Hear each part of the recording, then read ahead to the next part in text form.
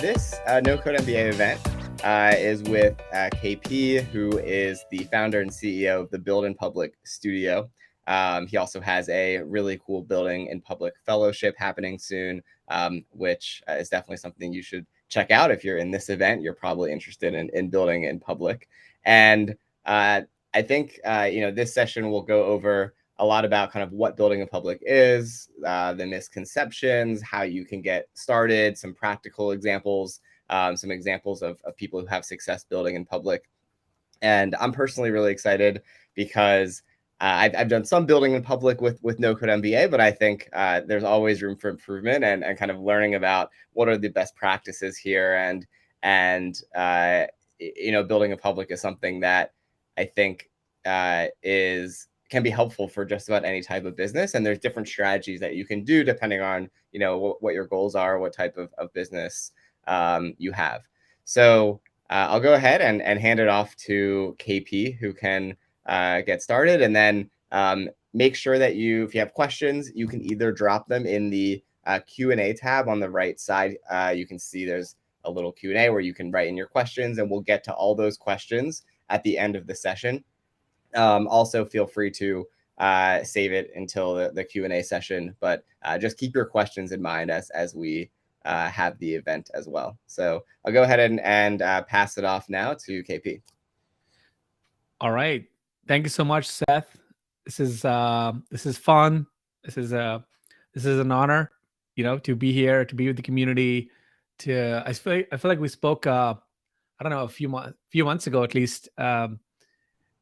And what really stuck with me was like how at the time you were building this conference tab thing. I think you were just getting started with this. So I'm glad that it's live now. We're using this to do a workshop inside of No Code MBA. It's pretty cool. And I mentioned back then too how much I appreciated what you were doing with No Code MBA. Specifically, I think around that month or two, you were pretty hard on sharing the 10 things you can do with Zapier, or like learn Webflow in like 10 steps, and you were like writing threads, and it was so prolific. And so I have one question for you. What happened now? Just kidding. With all the threads on Twitter. Well, the problem with doing those threads is they're just really time consuming. So they are. So it was really cool. It's addicting when you do them, and some of them kind of go viral, and people get a lot of value out of them. So I'm hoping to be able to do more of them soon. I really just hereby publicly invite you on behalf of everybody on Twitter and the 14 people watching. I think there's a correlation there too.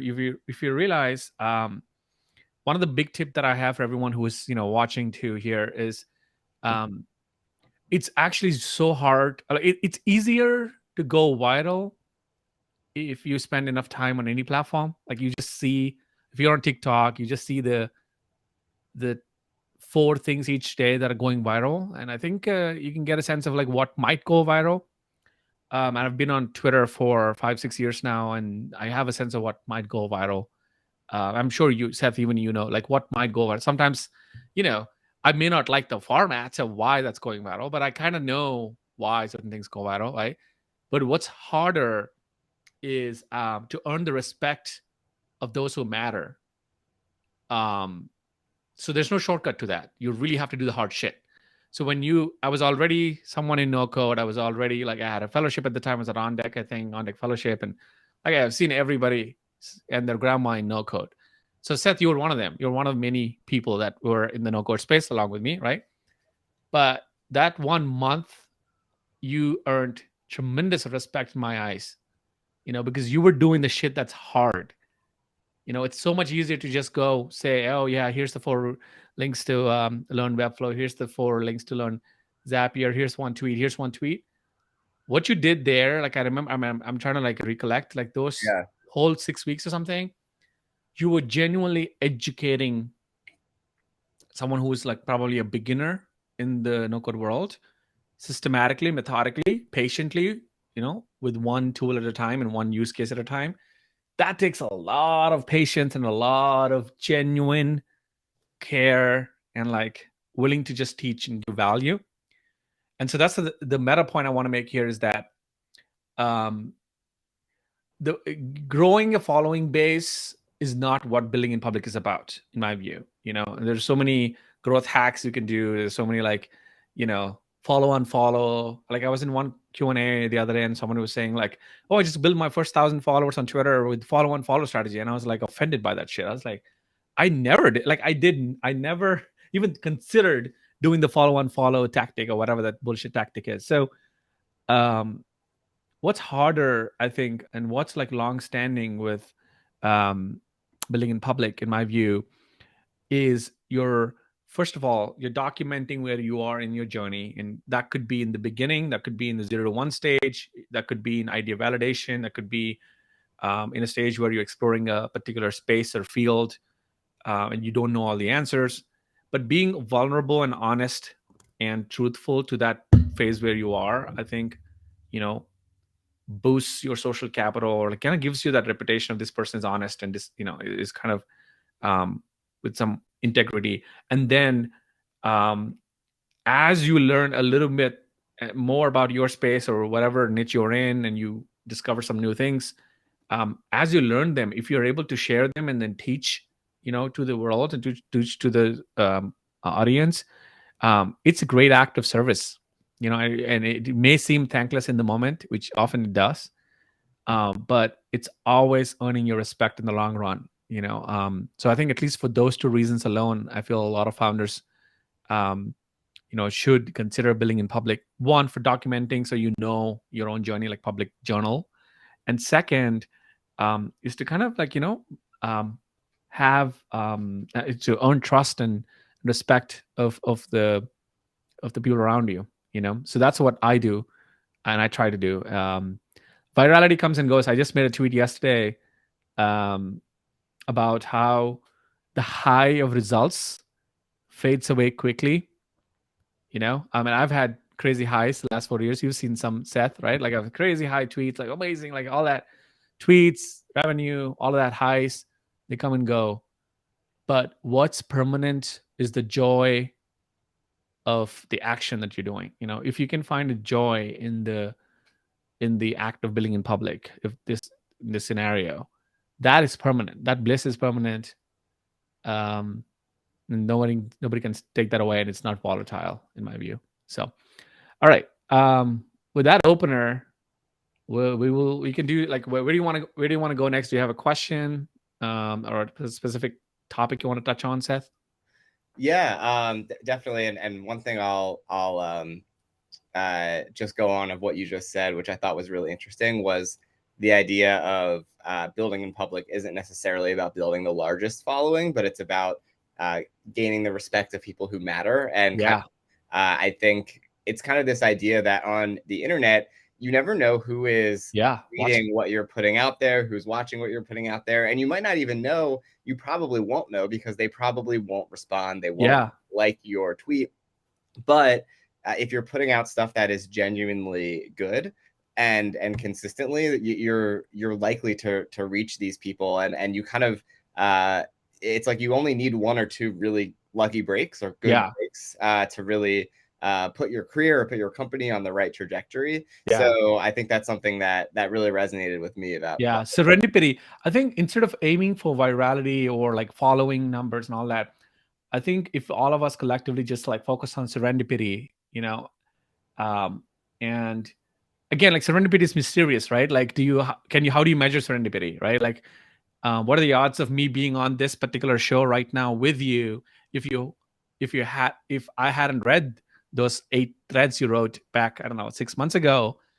And what are the odds of, like, so it's really about, like, when I joined On Deck, this was very apparent to me. I was surprised at how much Eric Turnberg and some of the team members knew about me without me ever knowing about them that much. And I was like, how did you guys do? Like, how? And they were like, yeah, we read your stuff. And so they wrote, like, I remember my boss who hired me for a role there, Brandon, shout out. He made a Google Doc and he collected everything that I did.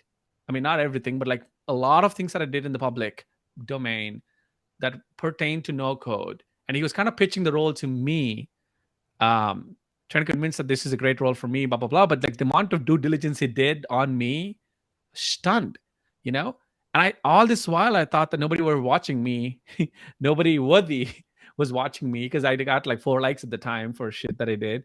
Hmm. But it's the same thing with Gary Vee, right? I mean, I was like Gary Vee talks about it all the time. Like I remember like maybe 8 years ago in one of the videos he made, he talks about how if you're a young filmmaker, um, like a doc, I don't know, if you love documentaries and if you like love to document stuff about your city, I don't know, like coffee shops in your city, just do it.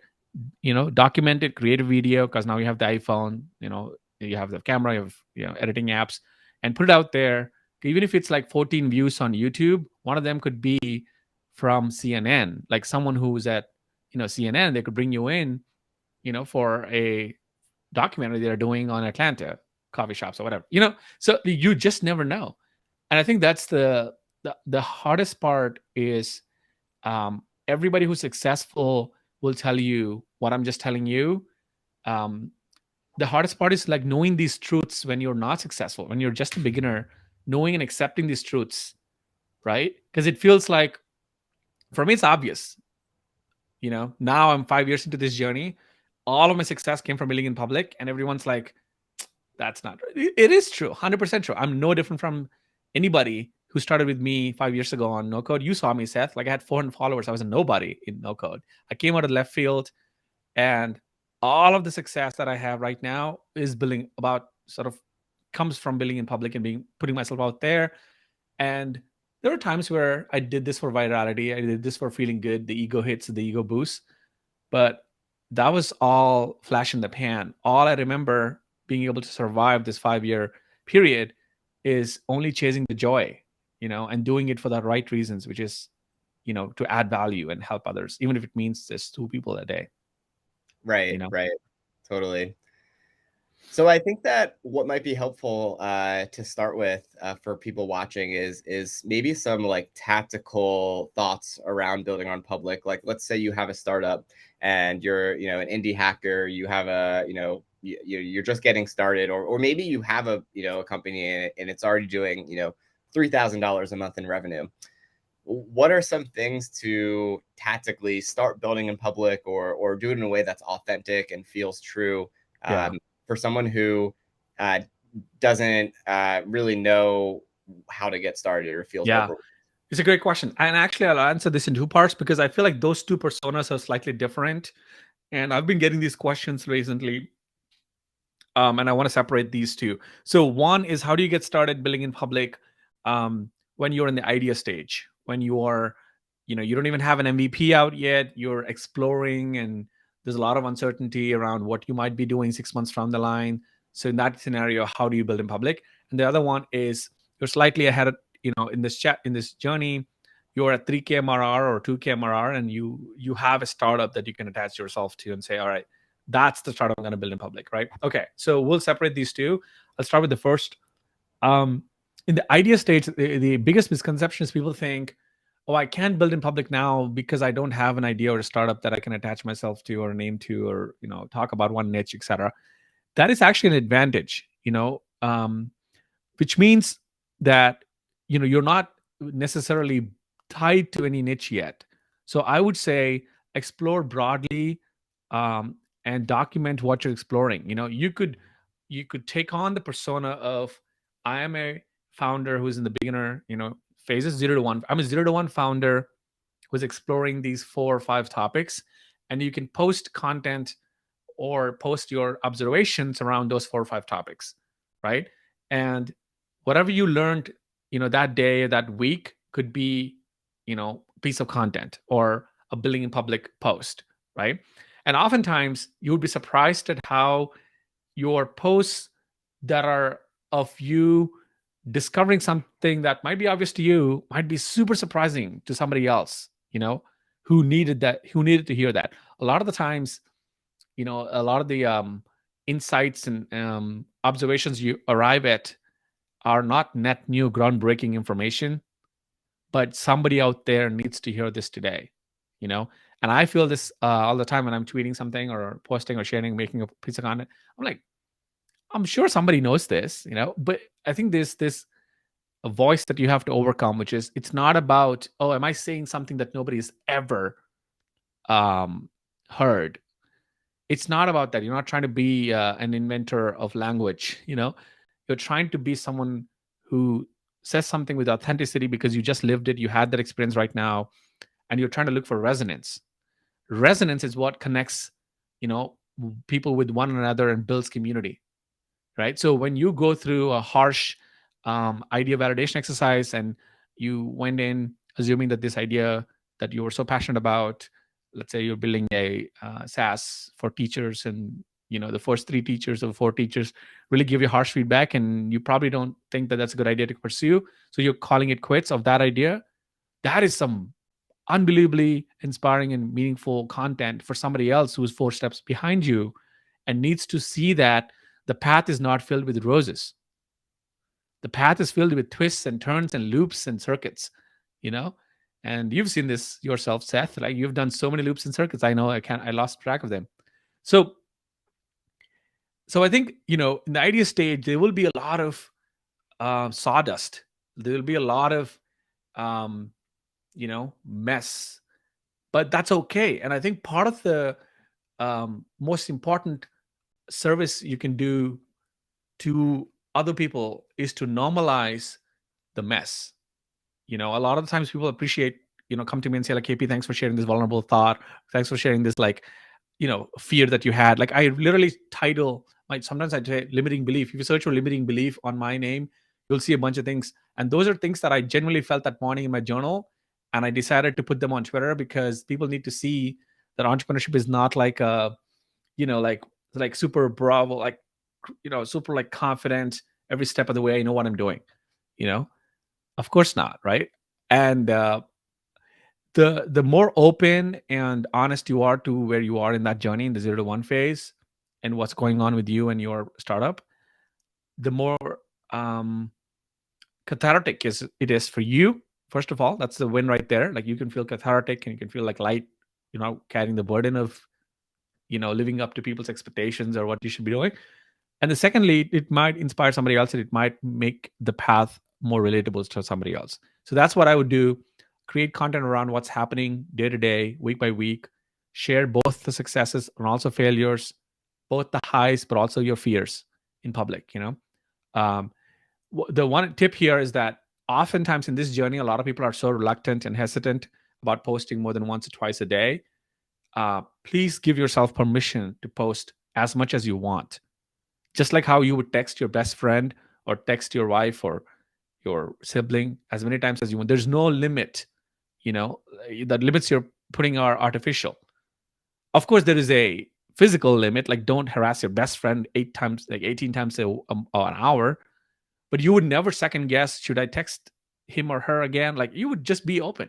So be open, be simple, be open, be easy on Twitter, TikTok, whatever. If you want to post 3 times, do it. If you want to post 4 times, do it. It's fine. I just think that I'm trying to help you resist. I'm trying to help you get over the resistance of posting more than once, because a lot of people I know are under posting, not over posting. So that's one. Then we talk about the second persona, where you're at 3K MRR. You went to 0 to 1 phase. Man, like, this is a great place to be. Like, when you know you're at the chapter 2 of what might be an amazing company or startup that's helping people, I would focus on, what customers are telling you in your intercom chat. Like, what's the 4 things they said this week that really, really jazzed you up, fired you up? Share that, saying like, hey, this is what one of my customers said to me this week. It meant a lot to me. Here's one of the challenges the customer has had, and we solved it using this Zapier automation. Like, a lot of what you're doing, the way you would train an intern by who was shadowing you, I would use my Twitter account like an intern who's shadowing me and documenting my journey. It doesn't have to be like 100% accurate to everything that I do. Like, if I went to the bathroom at 11 p.m., I don't need to document that I just peed. That's not the point. The point is, like, enough meaningful things in the day. If somebody could document them, it should be you. in this scenario, and then just put them on Twitter, because that would not only help um, other people, again, like, come closer to you, like feel connected to your brand, your mission, your company. More importantly, by doing this, you're always staying top of mind in a very busy and noisy world. Who they're going to forget about you if you don't talk about what you're building and who you're serving. It helps you to stay top of mind without having to pay for ads, right? The way that people stay top of mind, like the way I thought about Coca-Cola last night, was because I saw an ad between between two episodes or something. So Coca-Cola is paying millions of dollars to stay top of mind with billboards, with ads, Super Bowl, whatever. I feel like as founders and startups, there's a super cheap way to stay top of mind, like just build in public, so. Cool. Yeah, those were yeah, and thanks for separating those two different like personas there. I think that was really helpful. A takeaway I had was like, don't feel like you can only post once, like, giving permission to post as much as you want. And I think that's something also I agree. A lot of people might post once or twice and give up. Another thing is, if you post on Twitter, it's not going to reach all of your Twitter followers either. Right. So you kind of need to post multiple times, Right. and post the same message multiple times as well, in order to kind of really reach people. Something else that I was thinking as you kind of we're talking about those different personas is, and I think something that has been coming up in Twitter and among indie hackers a little bit more recently is the topic of sharing revenue, and kind of some founders are choosing to not share revenue, or not share revenue as they get to a larger size. And I'm curious what your thoughts are on that. Is sharing revenue a requirement to building in public? At what point does it make sense to potentially stop sharing revenue? So I think people might be curious about that. Yeah, it's a great question. I know it's come up a couple of times in the last, I don't know, month or so in our zeitgeist. Um, I mean, I feel like it ultimately is an individual's choice, to whether or not even share revenue at any point. Now that extends to, of course, a point where you're making ungodly amounts of revenue. Also, what is ungodly amounts? Like, I feel like a lot of the times these indie hackers, like, oh my god, I can't believe I'm posting like 150K MRR. Like, that's peanuts. Like, compared to what ConvertKit is making, like 150K MRR is nothing. Um, at the same time, it's a shit ton of money compared to the guy who's making 30 bucks MRR. So it's like, I feel like a lot of this is just the founder's personal growth, and self-development challenges. Is that they feel like after a while you feel like it's bragging. You could argue that it's bragging from day one. Like, I posted the other day that I made, I think, $60 MRR on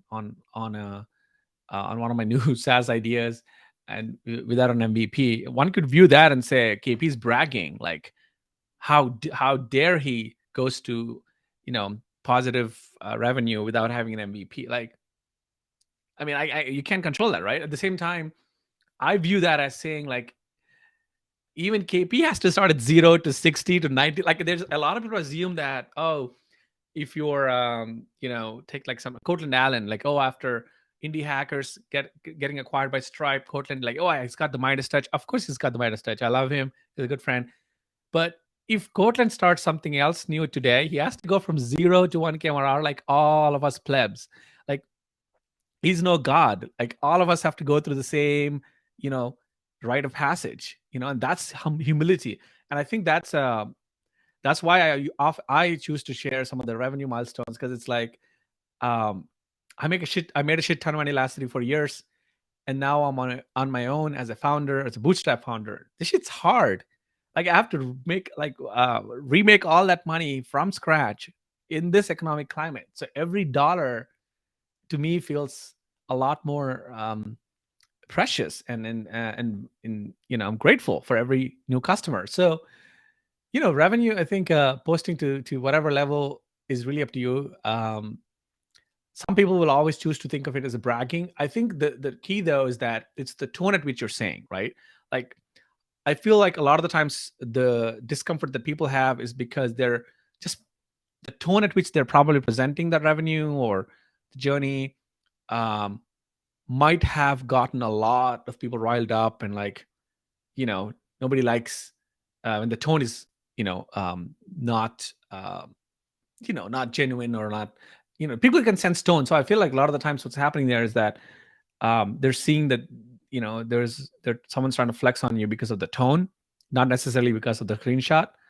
um because I promise you, if Arvid Kahl posted the same screenshot, he would not get the same response as like some other person douchebag who's trying to brag on it, right? So it's the social capital you have with the community. It's how much you've helped people. It's just how many people are rooting for you, and so I mean, I think it's really up to you. I recently posted in my newsletter, Seth, that um, the last 3 months, in the last 2.5 months since I became a bootstrap founder, I think I made like 22K or something, and I posted round figure, like I rounded up to 22K, and hit publish. And actually, for a second, I felt nervous, and the reason I felt nervous is not because I thought somebody would think I was bragging. It's just that I thought that they could be viewed in a bunch of ways. It could be viewed that, oh, all this big talk, but KP only made this much money, is one way of viewing it. Or, yeah, this guy has made this much money. He's still freaking vulnerable, always like sharing on Twitter that he's like learning shit, like failing, and like, well, you should be grateful, which I am.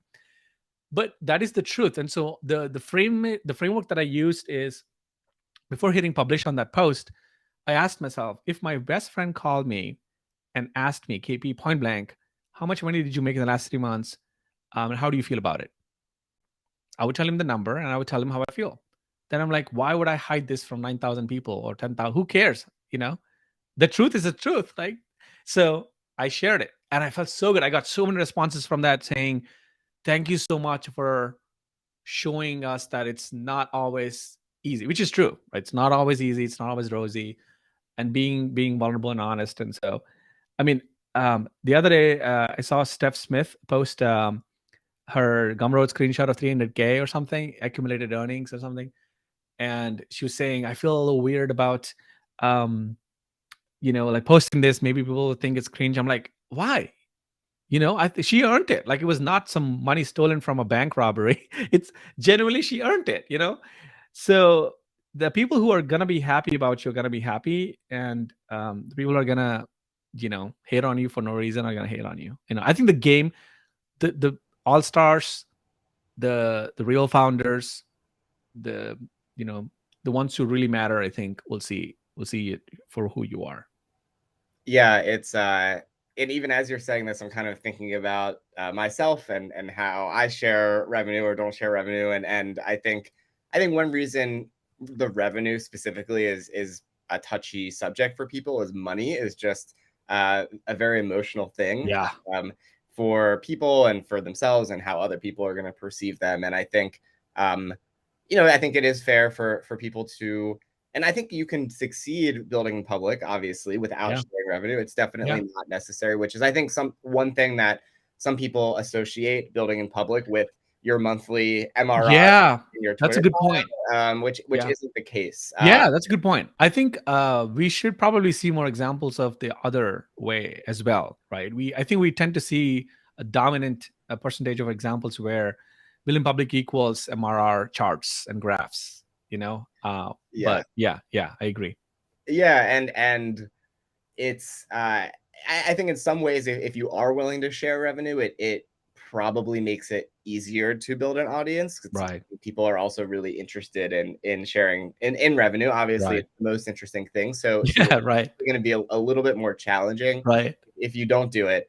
I'll say for myself, like one reason, actually, when I first started No Code MBA, I did share revenue on indie hackers, and I don't share revenue. I haven't shared revenue in a while for it. I think partially it feels a little bit weird for myself to share revenue when it's kind of like sharing your salary, right? As Yeah. opposed to if you have a company that has a lot of employees, like it's a little bit different, I think, when you share revenue. So I think that's one reason that I feel less comfortable doing it. I think that there is some level of invitation of competitors by sharing Yeah. revenue. So it's something to think about, I think, Yeah. as you get bigger. Right. I think I that's think I yeah, think the connotation though, I will, so I will accept the part where you said it's uncomfortable around feeling like you're sharing your salary numbers, which is fair, right? I never share how much I made at On Deck the last 2-3 years on Twitter, even though I'm the building public guy. I never shared how much I made at On Deck, and so on, day one. Um, so I agree.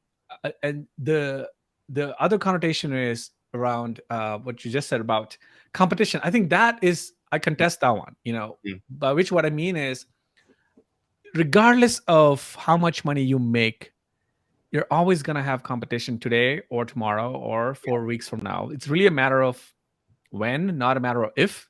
And generally in bootstrapping, especially in the indie hacker world we're a part of, competition is inevitable. Even at least in, like, in the VC backed world, there's the monopolies. I mean, there's the power law where, like, the 2 3 winners take all the market share and all that. But, like, in most niches that indie hackers operate, there's already existing competition, and there will always be new competition tomorrow. um, so, I mean, one of my best friends, Sharath, built this thing called Shoutout, .so, which he exited recently. There's always competition. Even on day one, when he posted that, there was like two other people doing that, and then there's Testimonial, who did it at a much bigger level, and then yep, there's one of my on deck no code fellows, Lewis, is building Tiny Testimonial, which is similar, but like for his angle is something else. And there's like I can name like six other, like there's another reviews.io, and they're all collectively doing the same thing. So, right. Sharath and I would joke about how, like, it's, you could either view this as like, man, everyone's coming after my money or my plate of food on the table, or you could say they're all farmers in the field. you know I get to reap what I sow in my part of the field. It's a positive sum game, right? If you grow your field, more crop, sure, great. But you growing your crop doesn't mean somebody else's crop is dying. There's infinite wealth if you want to choose to live that way, right? So that's mindset we had at On Deck, where I mean, at least with the no code, I was helping 100 days of no code max. I was helping you to an extent, I mean, not deeply, but like, I was happy. The MakerPad, I was like, who cares? Everyone's got their own share. We're all going to grow our fields.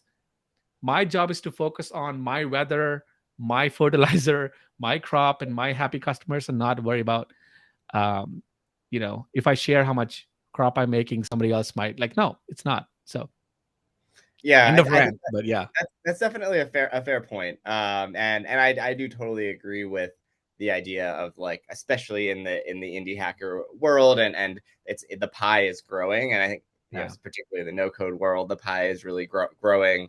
Um, and I think that makes sense. I think there could be some validity to, if you're sharing revenue about a SaaS, you might invite some competitors more quickly, although they're going to come eventually. yeah. But I think that the idea that that's going to actually hurt you is Right. is pretty unlikely. Yeah. And I So also, you're right. I think it's just you'll like invite a lot, yeah, right? And whether that's true, no, I agree to a point. Like, you that level of transparency will invite a lot of competitors. right. Now, so what? Right. Right, exactly, and the competitors who are only doing it because they Right. saw that you tweeted about your revenue, they're not Right. likely to Yeah. have success, or Yeah. really compete with you, and take Yeah. away your customers or But I anything see like the that. point, though. I see the point. I mean, that's why I think it's important to kind of be careful around how much you choose to share. It's one of those tricky things that I struggle with, Seth, is that it, the if you're not the most passionate storyteller, ambassador for your niche, you're going to lose, in my view. I mean, you're going to lose to somebody else who's like me, right? Like, so if if you have to wake up every morning and become the most excited and passionate and almost like a reverend level, like a pastoral level, storyteller and ambassador for your startup. I'm saying for your startup. But if you don't do that, you're gonna lose. So, which means you have to keep telling stories. You have to keep showing up. You have to be present and stay on top of mind for people. But the challenge with that is, one of the story elements is revenue or progress or traction. So maybe there's like a clever way of like talking about it without sharing exactly how much, but that's an important ingredient of the story, right? Yeah. Um, so what tends to happen in my view is a lot of the times people think, oh, because of this ingredient that's a touchy and careful, I mean, sensitive, and like maybe this is a risk, I'm just going to give up on the entire storytelling process, right? And so that's the bigger risk, I think. If it's touchy, you want to avoid it, that's fine, go around it. But a lot of the times what people tend to do is that they use that as an excuse to just give up on the entire ambassador storytelling thing, and that means they're not present in people's parlance and memory, and it's going to be very hard to acquire customers if you're not showing up. Right. Right. Totally.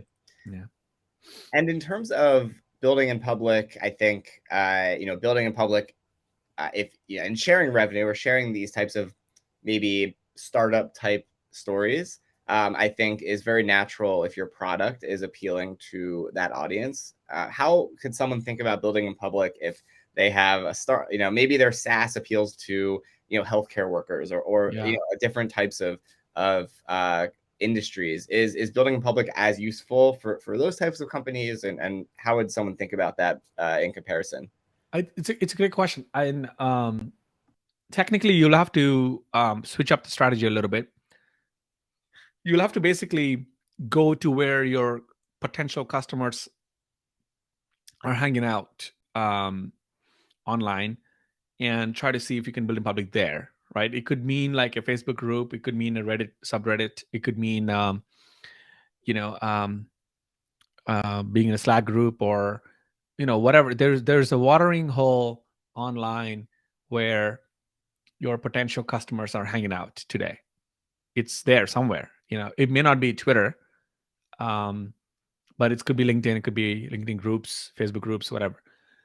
So you'll have to adapt your strategy and kind of go there and spend a lot of time there, um, building in public and sharing your story. And I mean, I heard, I'm recalling one of the um, I think chapters from Arvid Kahl's book called Embedded Entrepreneur, where he talks about this, where his wife, his partner Danielle, and him, they were building a SaaS for educators and teachers, and that's not your typical Twitter audience.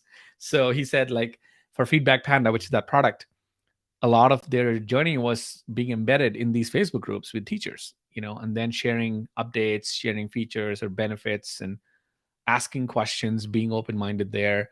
Um, so you might have to do that. Like, you have to switch up the platform where you build in public. But I think the practice of it still remains the same.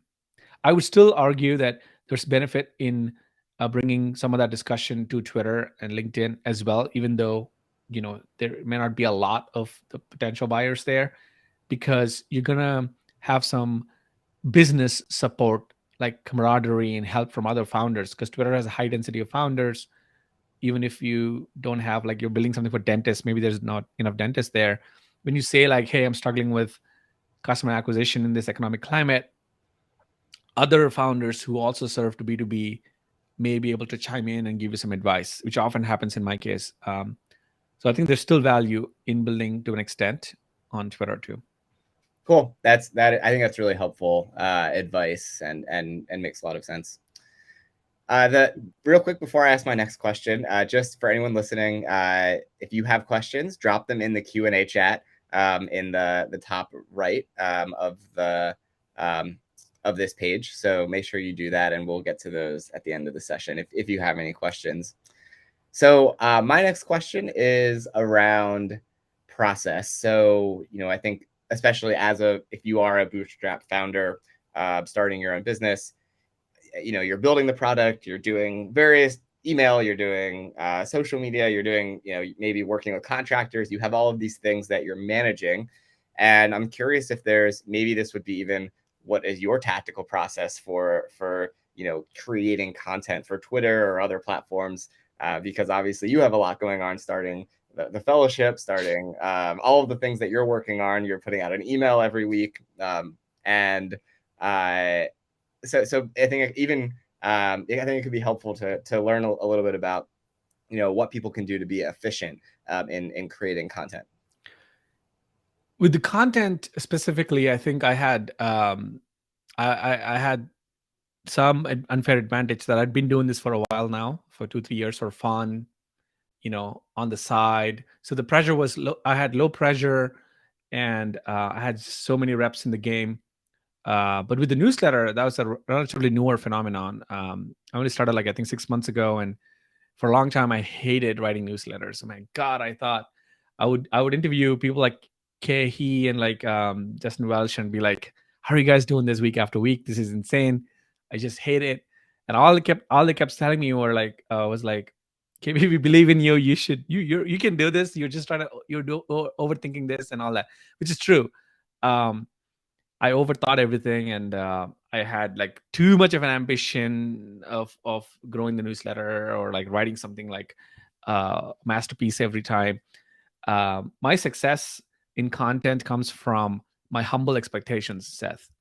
I have very, very humble expectations. I have high standards, but humble expectations, which means I don't assume that whatever I'm writing is going to be a masterpiece or is going to be the piece that people will remember me forever or anything at all. Really, when I'm writing, sitting down, I have this Wednesday ritual where every Wednesday I'm going to ship this newsletter. I've done this for 25 times. So my whole identity is now aligned to the kind of person who ships a newsletter every Wednesday, period. No excuses. I did this when I was in India traveling. I did this like when I was sick. I did this. So my identity is not the guy who goes viral on the newsletter or whatever. My identity is in what I can control, which is KP ships a newsletter every Wednesday, and it will teach someone something. That's it.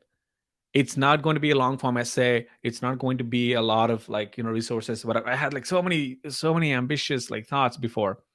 Now I simpled it down all the way to just teach someone something, each week. Right now, what do I teach depends on my drafts and my prompts. I have so many prompts, so many drafts that I do. So I pick one of them, and then I just think that's top of mind for me, and then I ship it. Now it takes like 40 minutes for me to write. It used to take me 4 hours. It takes like 40 minutes now to write, and I hit publish, and it goes. With the same thing with the podcast, where I have 3 slots each week, and I send my outbound podcast invites in tranches. Like I do 50 invites at once, and then my hit rate is like half. Like 25 of them say yes, and then all the 25 slots are booked out for 3 months. All I do is show up, do the interview like you're doing right now. I mean, I prepare, of course, but like I do the interview, and I have a contractor who edits it out, and then I have a contractor who writes the description and then puts it on YouTube and podcasts. So I've like systematized the newsletter, which frees up my time to go crazy on Twitter. So a lot of my Twitter is like me like tweeting, in the middle of a, I don't know, lunch session or like some walking. So a lot of my Twitter is still, like a little all over the place, but that's good because I wanted to have fun with it. I didn't want to like super temperatize it. I still have maybe like 5 or 6 tweets that I do that are sort of pre-planned for a week. So I like put them into the scheduler ahead of the time in the week. But through the week, I'm very spontaneous on Twitter, and like I try to like be myself and share myself. So I'm like, that's where I'm like, I said, it's always so hard to resist the temptation of trying to go viral. It never goes away. I thought when I have 50,000 followers or 40,000 followers or 10,000 followers, maybe I will have less of this temptation. It's always there. You're like, once you hit 50K or 40K, you still think you need to get 100K. And so it's a never ending cycle. So I've learned to let go and humble my expectations and have fun and play the long game. Cool. So what I'm hearing is you've kind of structured a lot of your other work to systematize that as much as possible, Yeah. to allow you to be as authentic and kind of in the moment on Twitter Yes. as you can, Because basically. that's my one. I view Twitter. It's just like super weird, but like super has been working out really well for me. I view Twitter like I view iMessage. You know, so which means that if I feel like I want to say something nice about Seth, about something like you just took your dog for a walk, and like like there's no real value in my comment to the public, but if I want to say something, I'll just say something. Like you'll see a lot of the times I'm just like, my tweets have no strategy. like most of my replies and comments and tweets. But that's because I feel like with all the other things that I do that are so structured and like so careful, I feel like Twitter is where I like want to have fun, and oftentimes people that's what leads me to building relationships with people, because they see that I'm doing like like I'm being myself on Twitter, not trying to templatize shit. um it helps me make more friends. Cool. No, I think that's a really nice perspective, and actually not necessarily what I expected, actually, which is interesting. Like What did you expect? Like you had well more one example that actually could be helpful for people is actually Justin Welsh, yeah. who you mentioned, and he has in the No Code MBA interviews page. He actually did an interview about how he's built his business, and his process is very systematized with writing content. And it sounds like he, every day he'll sit down for an hour in the morning and he'll write his content, and that's what he does, right? So Yeah. it's much more structured. Yeah. So no, He's my frenemy. I love him and I hate him. Just kidding. He is the opposite of everything that I am in many ways. Like he's so disciplined. He's got so like, and I'm like, this is not me. I tried a little bit. I have I'm so much of a people's person, and I can't resist. Like if I want to say something, I'll just say something.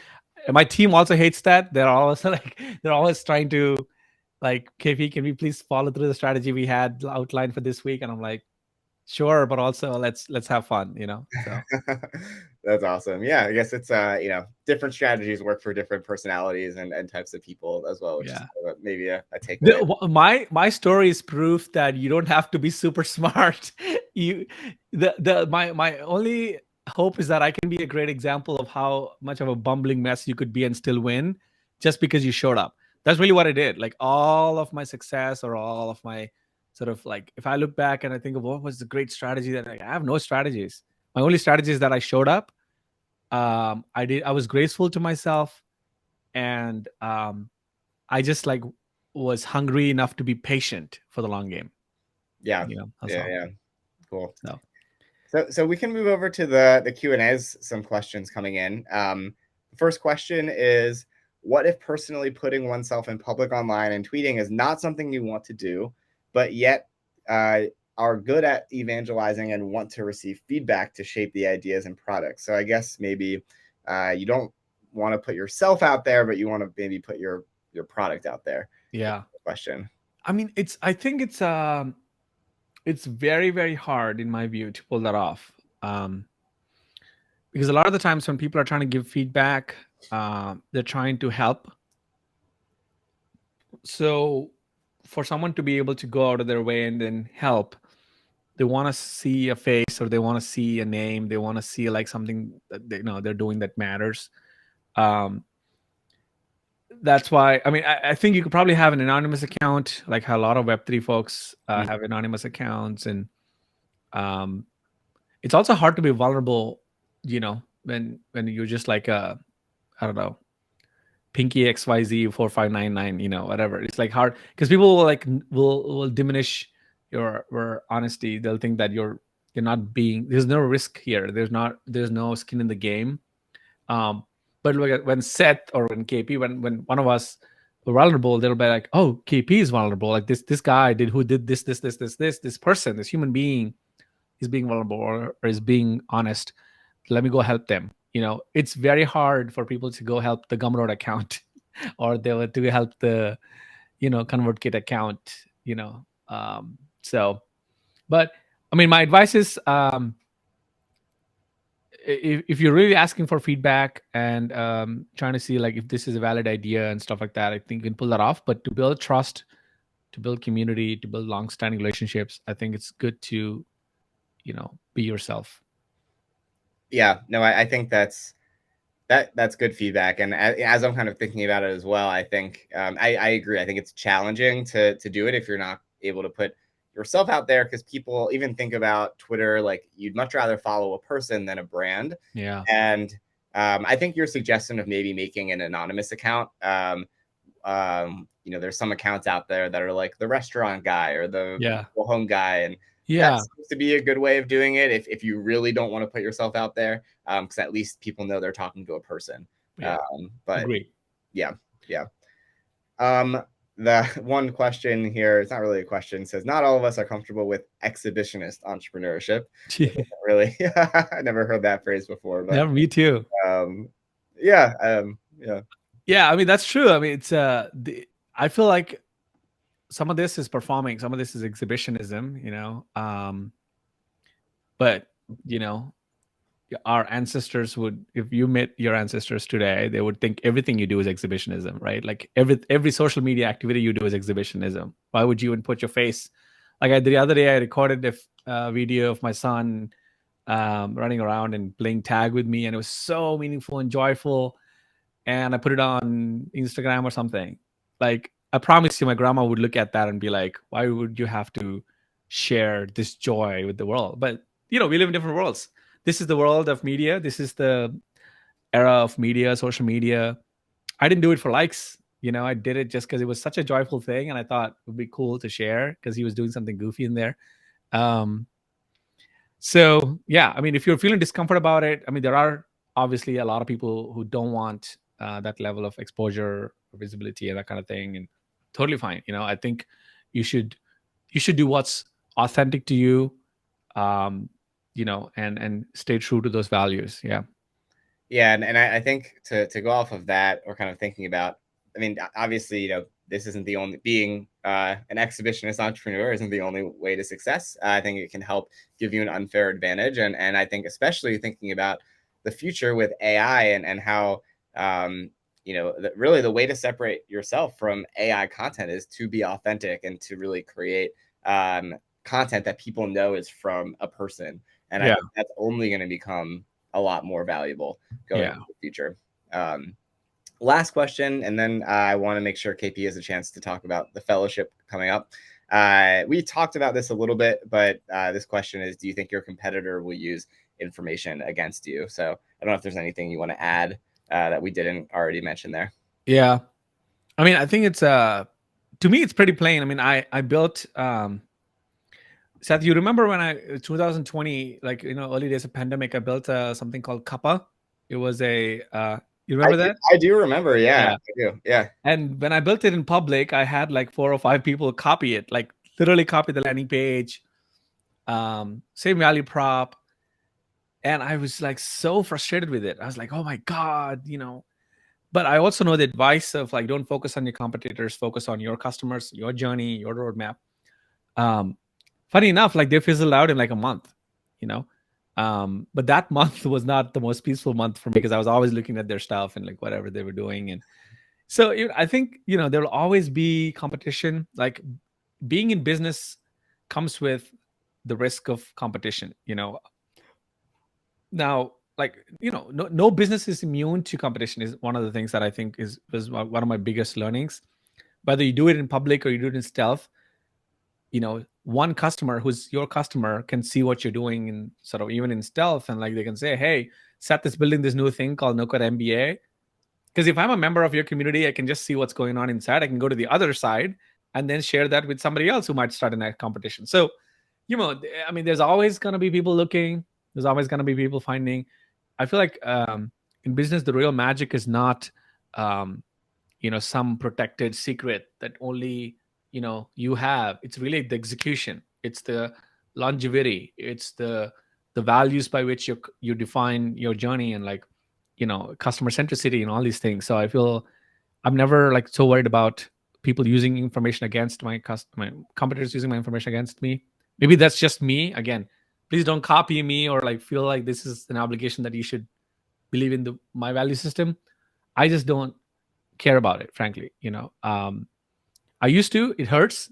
It still stings, but I'm now, if I see this happening, I'm like much more focused on how do I help customers alone. That's like the number one focus. So Yeah, it's kind of like a mindset shift and kind of the focus. It's easy to get distracted yeah, by those types of things, and yeah, when in reality, it's yeah. it's really No, just like nobody, like everyone's thinking about like competition, right? Like one last thing I'll say is like Substack was the hardest thing 2 years, 3 years ago, and now Beehive is the hardest thing. Like, I feel like, could Substack stop Beehive? No. Like, there are going to be another one. And 4 years earlier, it was Review, which was bought out by Twitter. 8 years earlier, it was ConvertKit.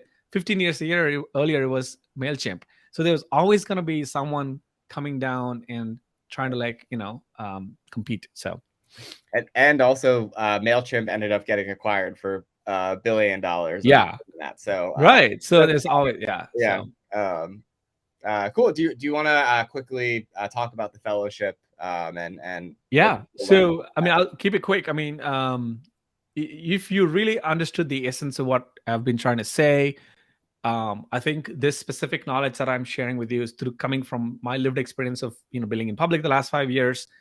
Um, I've learned that there's not real community and camaraderie around this knowledge, like where this is every day discussed, and founders like apply these concepts, not just learn about them. So that's what I wanted to create. It's called the fellowship. It's called the Building Public Fellowship. The website's builtinpublicfellowship.com.